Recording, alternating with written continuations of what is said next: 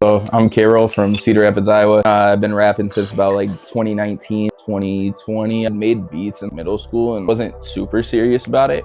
Buddha, another Cedar Rapids artist, he encouraged me to get into it. Like, I had made a couple songs in high school, post some on SoundCloud and shit, not taking it too seriously, but he had me lock in and take it seriously. From there, he gave me a lot of pointers that helped me improve as an artist, take it a little more serious, make my sound a little more serious. For a while, it was just strictly rap, not a lot of singing or melodic shit, because to be honest, I didn't really know how to produce stuff and how to mix things with melodic vocals. Started working on BandLab, and with the melodic rap, I met people's Double J, Jack, Baby Jack, Spencer J, JDM Twilight. Y'all probably don't know him. He don't drop. That's another story. Over the past couple of years, just been trying to find one solid sound that I can stick with. I feel like as of recently, I've found that. So I feel more confident than ever as an artist as of right now. So Shondo back then too, right? Yeah. Shondo, Diggy, and Buddha. If you follow my Instagram, SDG K-Roll, SDG comes from me, Shondo, Diggy, and Buddha. The first few people they included me in their group. 3 guys that I feel at the time were far more skilled than me with rapping. They would be humble and not admit that, but I think so. They also helped me improve, have songs with all 3 of them, a couple late nights with Diggy, making music. I've been over there till the sun comes up at Kirkwood Apartments, just making music all night with him. Dono, who's gotten into rapping a little more recently, close with him. As much as I started before Dono, he's stuck by me, become a real close friend. He knows my parents, he knows my family fairly well. Same with Buddha. In his tough times, he stayed here. In my tough times, I can lean on him. It's more than just music with those guys. So looking back on it, like me listening to my old music, oh, I hate my old music. It's garbage, bro. Like my old SoundCloud, which is still up, and nobody, please do not go find it. My old SoundCloud, I can't get back into it. I've reported it many times, claiming that it's not me and that it's somebody else trying to say they're me. But yeah, my old music was absolutely fucking horrible. And they liked it at the time. You know, I still have them hit me up and be like, bro, you remember this song? Oh, I love that song. This shit's fire. And I'm like, bro, fuck out of my face, please.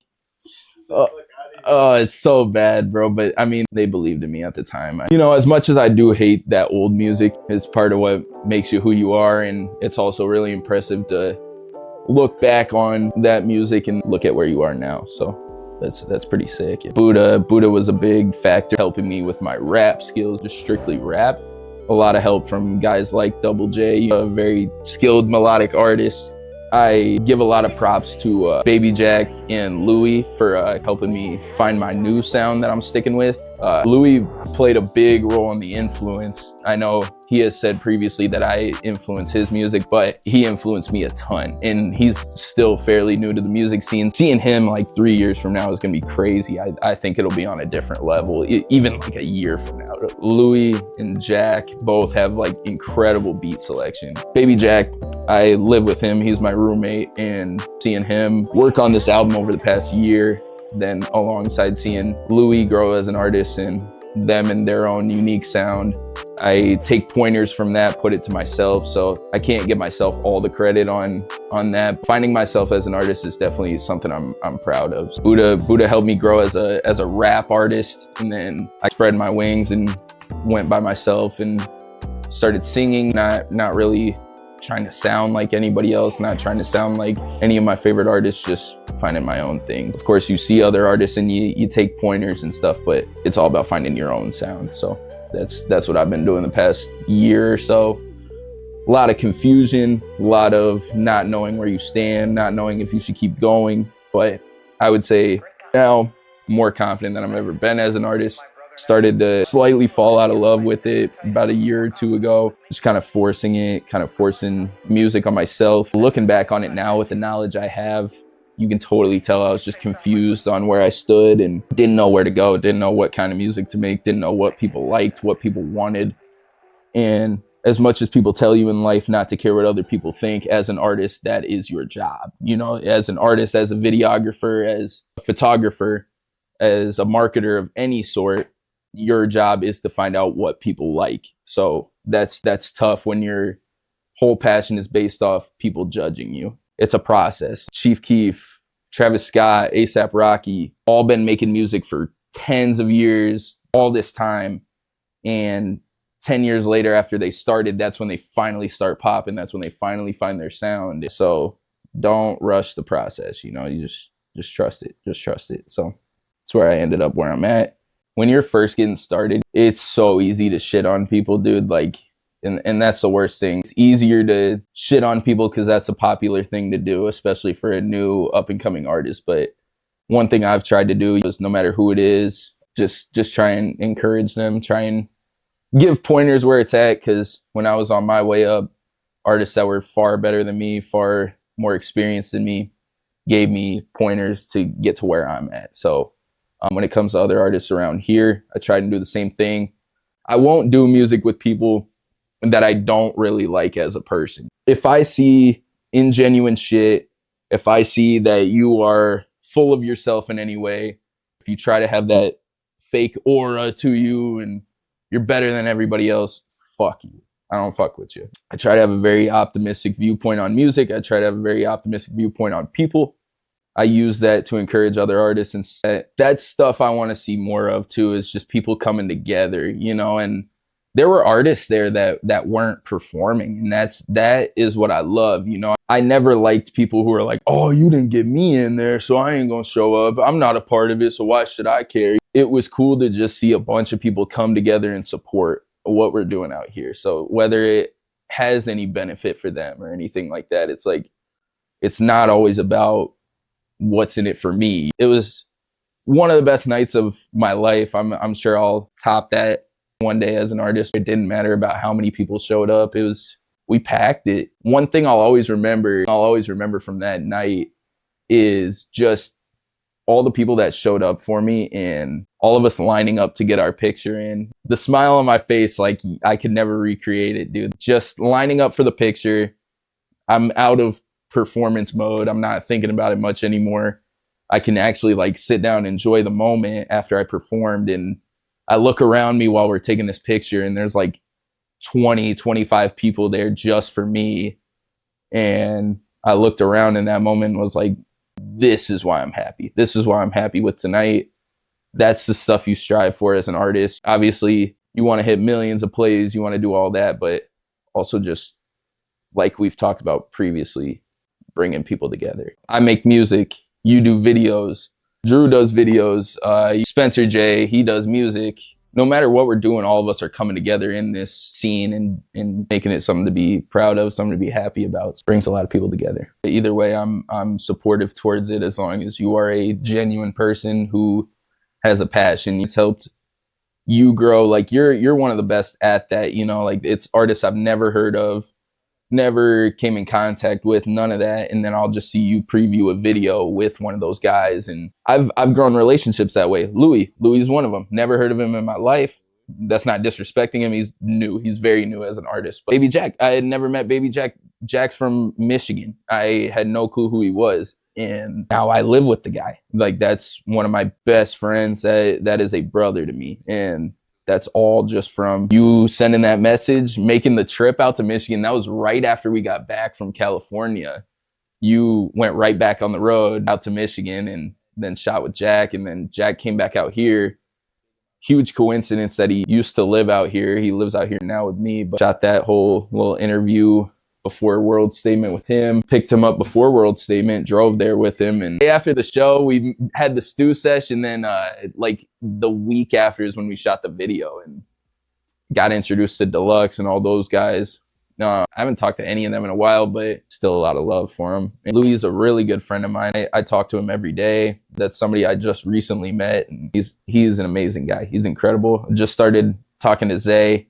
He's a really genuine dude. And me and him got on a FaceTime call and just kind of talked about, he called me, we were talking. He was like, yeah, I rock with you, man. And I don't really have a lot of question marks surrounding this because you're obviously not an NPC or like a fake person, like you have personality, and that's what he looks for in people. And that's what we look for too. So Oh, I've never rapped on one of these kind of beats. Let me do it. Oh, I've never made a song like this. Let me try it. That helped me grow, but also you got to have a method to your madness. Yeah, Yeet Roll was like the first time I tried to be really different. I had done that, and that was kind of a little glimpse into like music I would kind of make later on. Made Yeet Roll. I made the slimiest EP. That feels like a fever dream, bro. I didn't do any marketing really. I was in a really confused time, but that EP was decent, you know, and it was that kind of style of music. After Yeet Roll had kind of gotten some pop, I was like, all right, let's try and do something similar. And it was What Made Me Who I Am had Yeet Roll.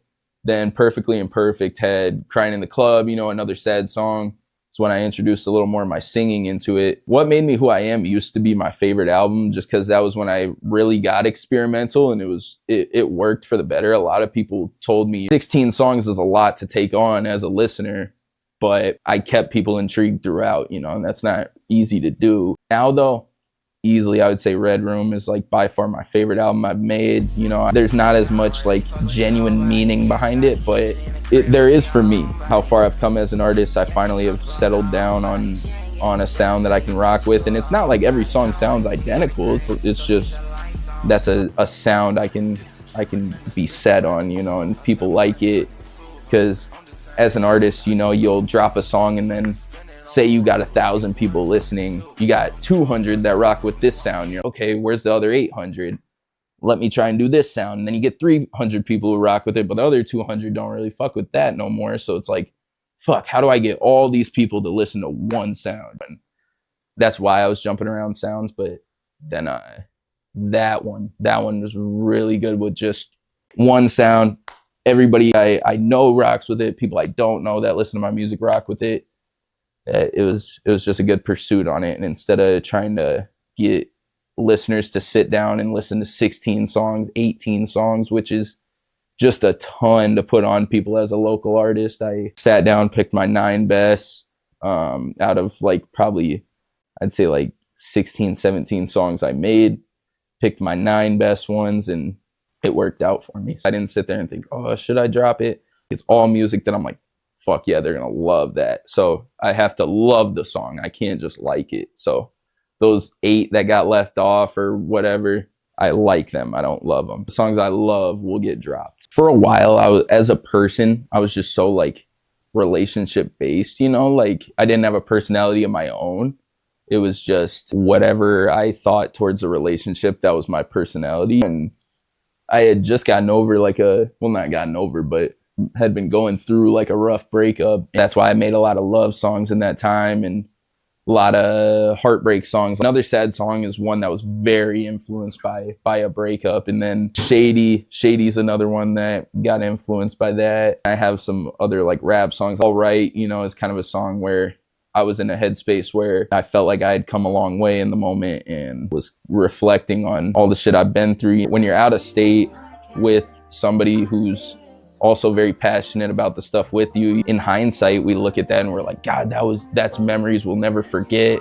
Top tier moments in our life. That's just amazing stuff to reflect on. But when you're in the moment, I don't mean this in a negative way, but you're like, fuck, is it gonna pay off? You have those thoughts all the time as artists, even in moments where we look back on it now and are super happy with it. Fuck, is it gonna pay off? And the lyrics in the hook, you know, just kind of speak for themselves. Grinding for this money, I'm so tired, it's been all night. That song is a big, like, reflective song, and I think that worked perfectly with your album that you dropped on YouTube. That being the last song on there, kind of reflect on all that stuff, and we'll be all right. We're gonna get some money and be all right. Dude, my parents love that song. They love All Right. Like my dad's like favorite bar is I just want to be the one that cooks when all my people eat. Yeah, that's a crazy bar right there. What I meant by that bar was I want to be the one who gets the money, making all the money, and then my people are eating with me.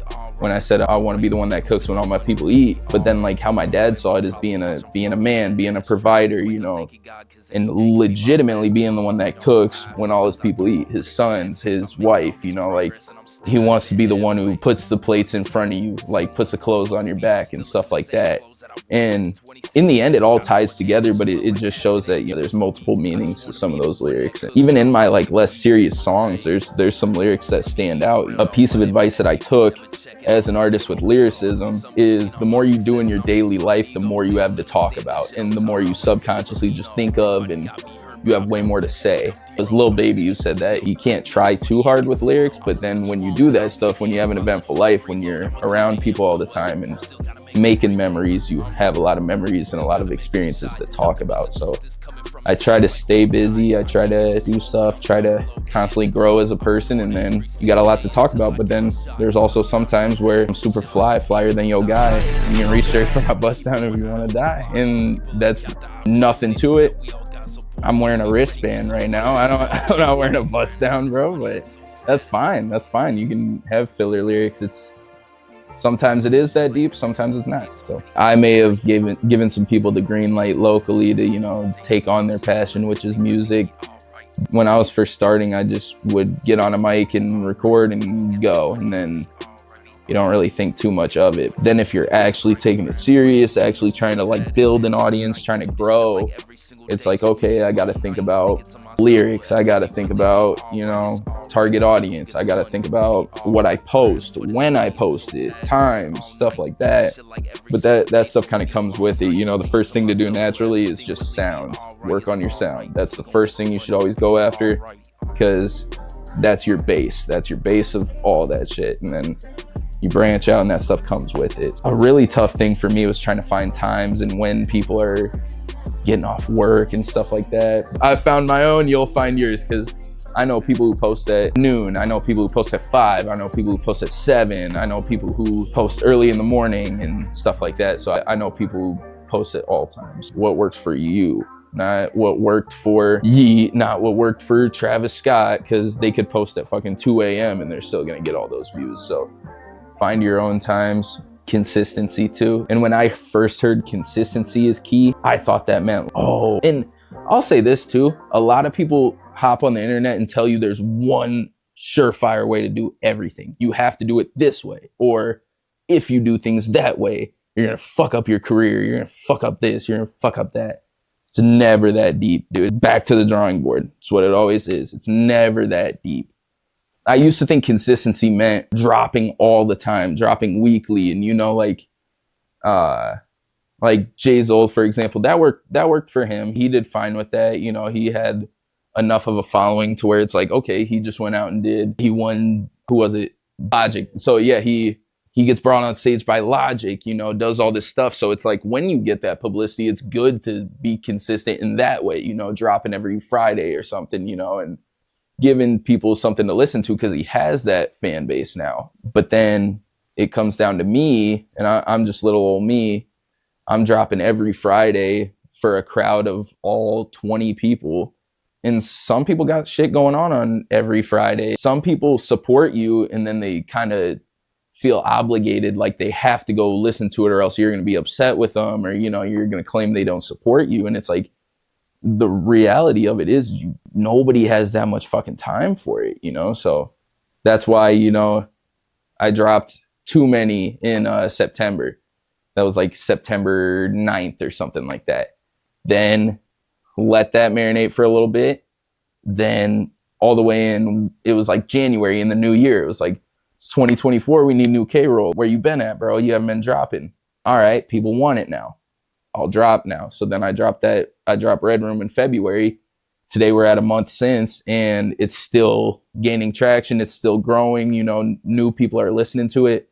It's actually popping more than it was a month ago. So that's my strategy for the time being, and I'm sure my strategy will change at some point, but we just cross that bridge when we get there. Yeah, man, just find your own shit. Find your own shit. I used to have a feeling like every time I made a song, like if I came up with something catchy, I'd be like, fuck, this one's it. I can totally see this one blowing up. This one's it. And I'd legitimately be like shaking while recording it because I'm like, this is going to be the fucking one. And eventually you do it so much, you're like, it starts to get disappointing on you. You know, you're like, fuck, I feel good about this one, but I know it's not going to be the one to blow, you know? And it's like, this shit does not happen overnight. Something my dad always said is overnight sensation, 10 years in the making. You know, it's like you can blow up overnight, but that process took you how long? You know, it's like it wasn't overnight. It wasn't. I feel like that's why some people hop into it just thinking like, oh, I'll blow up right away. Even people who like hop in a studio for the first time, people around them are like, bro, you're cold. You got it. Still not going to work that way. You know, you got to learn from experience and get some shit under your belt. I kind of learned that way, and then I'm starting to gain traction a little bit off of Red Room. But like I've said to you before, this too shall pass. It won't be like this forever. There will come a point where I gotta try and come up with something, you know, try and win the fans over again, win my listeners over again. And I'm totally ready for that. I'm totally prepared for it. Pressure makes diamonds. Scheduling is such a blessing, bro. Like having that ability to do that on social media has made being an influencer, being an artist, having a business of any sort, it's made marketing fairly easy, you know. And my dad made a video where he was recording videos at a place and had 5 different outfits and was like, hey, here's what I did in an hour making this much content, 5 different outfits. Now I have content for the next 2 months, you know, all these videos I made in 1 hour. And now I can use this over the next couple months. The world is in your hands, man. It's right there on your phone. You know, it's like you have the ability to do so much. Yeah, building and destructing. That was a great way to put it. When I was on my page, I was scrolling through and it was just like, I remember showing somebody, I can't remember who, but I showed them my page and their first thing was like, whoa, you know, like that's a lot. And I looked at my post and it was like 140 something posts. And I wanted people to look back and see the journey, you know, but you got to make it simple on people. As deep as it is for you, it's not that deep for them. And only the people who genuinely love what you do are going to look through that. But most of those people, sad to say, don't give a fuck. As of right now, I'm just an artist in Cedar Rapids. People don't give a fuck about all that. Maybe when I'm on to bigger and better things, people will give a fuck and I'll put that out there for people to see. But in preparation for Red Room, I was like, we're going to give this a shot. I had just come out with Speed. Speed was when people's attention spans are shorter. Making Speed, which is so fast paced, it's easy for people to grasp. It's fast music and sped up shit blows up all the time on social media. Like you were talking about, sometimes you listen to the sped up song, you're like, this is so fire. And then you go find the original and you're like, it's not hitting the same. He made Speed and then that opened doors for me. But then in preparation for Red Room, I was like, okay, I'm not going to delete all my posts, but I'm going to archive them all the way down to Damn Homies preview, all the way up to whatever the fuck I had. Page was cleared, nothing left on it. And then when I did post something, new fans, new people finding out about it, you got one post to look at. If you want to find the rest, go to the link in my bio. It's always available for you and you can find a bunch of stuff, but you can't overwhelm people too much. I knew I was kind of overwhelming people when I showed that person. They were like, whoa, holy shit, that's so much. There was no coordination. Here's pictures of me that the people I know personally will like. Here's video snippets from fucking 3 years ago. People will look back on those, but those people looking back on them will be my mom and my dad, my brother and stuff like that. That's not a big amount of people looking back on that. My newer stuff, but it's all just blended in with the rest of it. So I don't know what the fuck to look at on here. Now it's just 3 posts. Album dropped, day after the album, how's everybody liking it kind of thing. And then music video for Homebody. And one thing I've steered away from is being like, out now, go listen now, it's out now, go listen. I don't tell people shit. I just say Homebody video on Trey VFX's channel. Check out that and a bunch of other videos. Or I'll be like, let's go, Homebody finally dropped. I'm so hyped for this video. So hyped for you guys to see it. So hyped for you guys to listen to it. Excited to hear your opinions on it. It's big to make people feel like they're a part of it, you know. And one thing me and my dad talked about was it's totally random, but Hulk Hogan, when he was in the WWF, made you feel like you gotta tune in or else he can't win. I need all of you. I need all of you, brother. I need you, brother. I need you, brother. I need all of you to be there Saturday night when I slam Andre the Giant. Like he felt like you got to tune in or he can't win without you. That's how I try to make people feel. Is I can't celebrate a good drop without you guys listening. I need to thank for taking time out of their day, you know, and that's how I view it. You got to have a selfless viewpoint because at the end of the day, the reason you're making music should be to, like we talked about, bring people together, give people something to relate to, or give people something to listen to. Simple as that. But either way, you're trying to give to the people. And at the end of the day, they're giving back to you by viewing your content and stuff like that. All the time, I'll be like, man, we could be there right now. Keyword we, not I. We could be there by now if we all just together. We just need everybody. This is also the Bears Den. This is where we disappoint ourselves every Sunday, me and my pops here. So Your parents have been like super supportive, like since the beginning, like even at that first show, man. Like they were there, man. Two of the loudest people in the crowd. Very supportive of me, very supportive of Jack, very supportive of you, very supportive of anybody who walks into my life, man. I have like childhood friends that every Christmas, you know, my grandma will do a little Christmas get together, and her only real grandkids are me and my brother, but there's about 9 or 10 people there that aren't blood related, but they're grandkids to them. My family is very inclusive, and I think that kind of translates into me as an artist and how I view things in life, how I view things in music. So very positive influence on my life. And yeah, man, shout out to them. I mean, yeah, your parents were running your dad was running the shirt stand, you know, giving out merch, and that did pretty well. Camille's always super supportive. Every time I'll like post something on my story, I'll see like your story. She's usually like the first one too. So I'm like, man, that's awesome. For a while, she had the Trey VFX as her profile pic, and dude, yeah, even if sometimes, you know, they don't know how to support, they still do a fairly good job at it. And yeah. Just very thankful for it. So I wish it were more genuine. I wish more genuine people won. Sometimes you see like people that aren't genuine people prevail, and it kind of encourages people in the lower class section of being an artist to be ingenuine and to feel like you have to have some kind of aura to you or be an asshole and people will love you, and no matter what you got, just being a real genuine person. And I'm not perfect, man. Like sometimes I have a really shitty outlook on stuff, but at the end of the day, my goal in and out of music is just to make people happy. So I hope people like me prevail. I kind of wish that was not all you needed to do. Stay true to yourself, stay genuine, and then you'll succeed. But then you hear a bunch of stuff about how labels fucking people over, and then like people who weren't famous before and were super like genuine people, and then they tell you they're like, the industry's not what you think it is. They try to control you and who you are and all that stuff. That's why I like being able to own your masters and stuff like that. Be independent as an artist, because then you don't have any people picking your brain and trying to change the route you're going on. I just wish it was more genuine, but I wish that for a lot of things. Yeah, Des Moines is actually like one of the main spots I check out a lot. Zay, Louis, I know an artist named Spenny out of there. Spenny is genuine people. He's dope. Used to kind of kick it with a lot of guys out there, the 5'4" boys there. They're cool people. I still got a lot of love for them. We're all adults. We got our own shit going on. But Rich Peso 2 times. He's cold. That's my boy Peso. He's fire. Des Moines, one of the scenes that I think will be the first to pop off.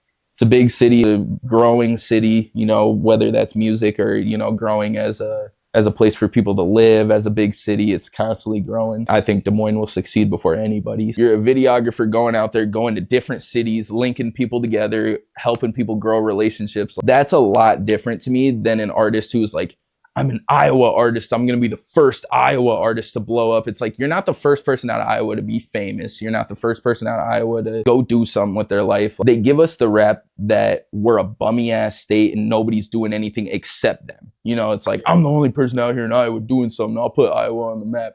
We don't give a fuck, bro. It's like Ashton Kutcher exists, you know, like Marshall Yonda, who went to Iowa, has made millions in the NFL. Caitlin Clark, she's making a name for herself. We can't look at ourselves like fucking an unknown state that nobody talks about. Like, I guess we are in a sense, but we can't. You're shitting on your own state to elevate yourself. It's like, I view it as like, when I get there, I'm gonna look back and be like, couldn't have done it without the state I'm from. Couldn't have done it without these people, instead of being like, I'm the only motherfucker out of Iowa doing anything. There's a ton of talent here, man. And shitting on Iowa is just, that's more so what I mean. Like, you're doing it in a positive light. You're not like, I'm the only one out of Iowa doing anything. You're like, I'm out of Iowa. Look what I bring with me. You know, look at all these people that I've met. Look at all these people that I've brought together. And you're not much of like an I person. You're behind the camera the whole time. So you can't be selfish. So very passionate about my Chicago Bears. Everybody knows, everybody sees, if you see my Instagram stories, it'll be like Red Room, music, Justin Fields, music. God, I'm going to cry over Justin Fields all night. Music, but very passionate about my sports, man. I love football, love basketball, love baseball, love all that. Love the UFC. very passionate about the UFC. All my guys are getting old, just disappointing the hell out of me. Very passionate about like quality time with people, you know, like quality time with my friends and family. Just recently, my brother had a daughter. After that, I kind of had to realize how important family time is, you know, and so watching her grow up and watching my brother be a father, watching him and my sister-in-law, you know, seeing their marriage and their way through parenthood is really inspiring. Seeing them step up as parents, seeing my parents be great grandparents to them, it's really cool to just sit back and watch everybody grow. You know, my friend group, we're all becoming adults, and right now it's a little confusing, but you know, we're all there together. Get your ass here on Sunday if you're available. That's always brought the family together. When I was growing up, it was always all week for dinner, we'll figure it out, but Sunday dinner, we're together. You got to value that time. So I think growing up, I had that put into my brain a little bit of just valuing family time. And now that kind of translates into today. So very passionate about that. Music obviously is a big part of my life. But other than that, family and friends, man, I try to be a part of everybody's life and go support what they do, because that's what I ask out of them all the time when I'm making music. So just supporting other people and being a part of my family and friends' lives. I can't act like I've been super optimistic about shit all the time. Over the past few years, the things I was putting into my own head, the way I'd speak to myself played a big factor on why I wasn't going anywhere, why I wasn't improving. I just viewed things in such a negative light, and that translated into everything I did, music, how I went about my life, how I treated people. And worrying is manifesting something that you don't want to happen. So I try to worry less, especially if I can't control it. If I'm thinking about something that I have no control over, I try to think of it in a positive light, because then you're more manifesting the good side of things. You're focusing on, oh, what if it goes wrong? But, oh, what if it goes right? It's happening for you, not to you type shit. Exactly. There's so many things in my life that if this negative didn't happen, I wouldn't get that positive. So try to view it that way. And obviously you can't be perfect. You can't that shit's just part of it, is you worry and the negative outlook on some things. That's just going to happen. But because this whole process, I wasn't just like, every night, it'll be fine. I'll make it. It'll be cool. Should I tell myself that all the time? Of course. But do I? No. But just, you'll get there. If it ain't for you, and you'll get the signs. I feel like what's helped me a lot is those tough times outside of music helped me get an overall outlook on life, because at the end of the day, it's life and music is a part of it. So all the good advice I've gotten from you, all my family around me, they're very good at giving advice, helping me throughout all these obstacles and stuff. So I've gotten a ton of advice that's just like hit right on the money. Just being optimistic is a big thing, and being selfless. And whether, I don't know, I used to just assume bad things out of people, assume that people did things, had them planned to fuck me over, or some plan to handle things negatively, but it's like, you can't think too hard on things. Being focused is one thing, but just overthinking is another. So try not to overthink things, and that's one thing I was really bad at. People tell you don't overthink it, and then you just overthink more. I don't really have one set piece of advice, but I've gotten a ton of really good advice. People around me have helped me a lot. Just understand people, whether it's somebody that's dumping their dirty garbage on you or stuff like that. And before you approach things, take a deep breath.